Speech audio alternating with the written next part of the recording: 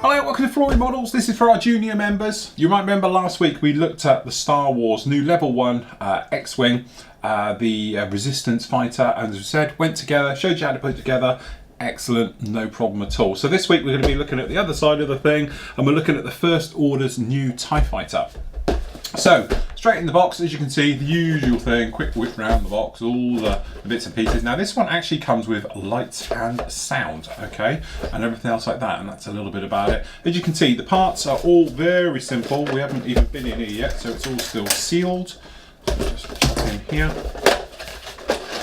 Okay, so we just get the parts out, get the other part out.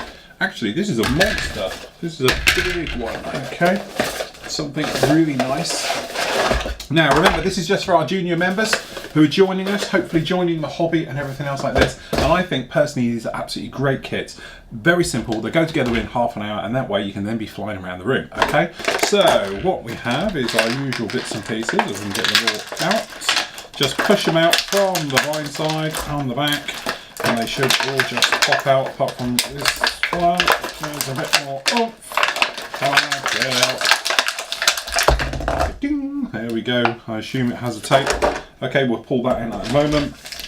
And we've got our parts just down here. So what we're going to do is just going to lay these out just a little bit. We just move that camera out just a bit. Okay, as we can see, we'll just stick these parts out so we can see what we're doing with them.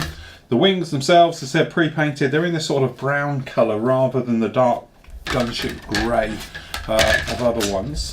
Okay, that talks about the electrics. And if we just quickly get these out. Okay, so we've got a couple of wing areas, I think. A couple more bits for the inside, some laser cannons, and everything else. So, as we can see, just down in the instructions as we did last time. Okay. Remember, these are all a click fit, so when you're pushing them together, we're looking for them to click. And then obviously we can go through. All right, so as we work down here, same thing as we did with the others. So we have the actual pilot's cockpit area just down here. It's already put together and everything else. If you wanted to, you could pull out the tab on the back here, just like this. That will get the battery all working and everything else. All right, so we want the one with the hole down the bottom. We've got the front area with the red. The red is going to be actually on the side, okay? And then we are just going to push this straight down and in as we got the right one, just making sure we have got the right one here. Okay. So we are assuming this guy is going to fit in just like so. Okay, so the back of it, where you've got the little hole, there is quite cleverly a little arrow at the back here which says up and goes in this half here. Okay, so what we're going to do is, I'm just wondering why it shows a tiny bit of red here, yet the bit we're doing has it there. Okay, so we're just trying to work this one out. Personally, I'm just going to go with what I think's right here.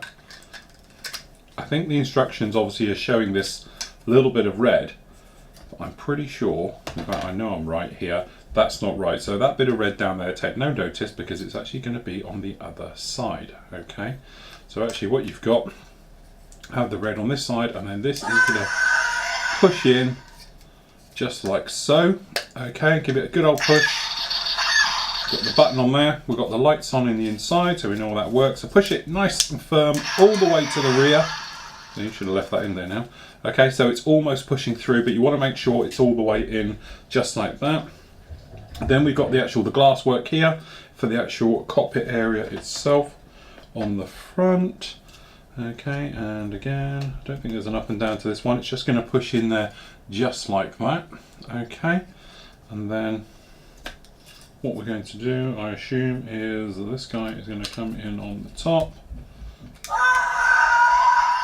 Sound effects are actually very good on this one. That's that one in.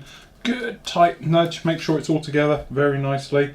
Okay, then we've got these, looks like the wheels. Okay, so we want the flat side to the outside.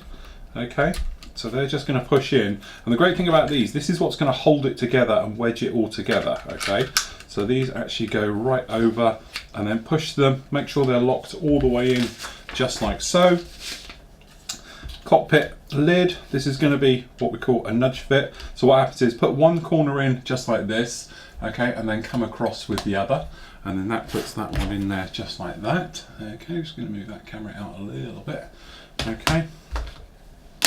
And then just checking, we can have it open or closed, obviously just in there like that. All right, and then we've got these guys here. These are simply going to fit right the way over the top, just like so. Good old push on those. So basically, got the two little holes on those sides, got these pins here. They're going to go right the way over, and they're just going to push in. Checking, checking, checking. Very nice. Number 8. Okay, so just make sure you have them orientated round, and then it'll fit in on the sides. Okay. So I'm thinking I would like them to push in maybe a tiny bit more, but I think that's literally it. No, they don't go in anymore. That's it. And then we've got these which are going to secure and hold them on. Okay, so these are just going to push in from the outside, and that's what's going to hold all of those on and in place. And again, make sure they've had a good push in there, just like that. Actually, I tell you what, compared to the X-Wing, this one is a lot better. More detailed, looks a lot nicer.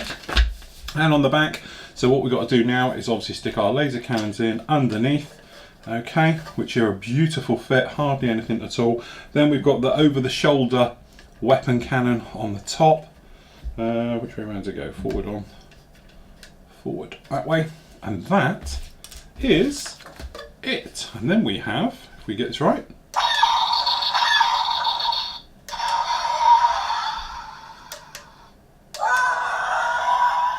I have to say, I am very impressed. I actually love these things. I think they're really good. See the laser light inside for everything coming out? But I have to say, you know, we spoke about it last week, and this one's for the dads. People slated these. Really? I think that's absolutely fantastic. Yes, okay, there's a small amount of detail. These black plates here, but we're not sure even the reality of this. We haven't seen them. All we've seen is some grainy images of these things lined up. But I have to say, the clarity of the actual clear parts, the actual moulding, the way these seams go together, I reckon with a small amount of weathering on these, we could actually turn these into something really nice. Okay, on the back here we've got a big screw, but this is so we can get into the battery. Now if you didn't want it to obviously be going, which I don't think is a bad sound effect, I think it's quite good. We could easily fill and sand, take care of and repaint and do all of these. But now we've actually got these end wings on there. It is solid, it's no problem at all. So there we go along with our Resistance X-Wing now, in the same scale and everything else like that. There's more of these kits available, but they're all in different scales and things and all the rest of it. But generally, I think these are absolutely fantastic. And if I was young, I would absolutely love these things. I think they're absolutely fantastic. So there we go. That is the new First Order TIE Fighter, which in my eye looks absolutely stunning.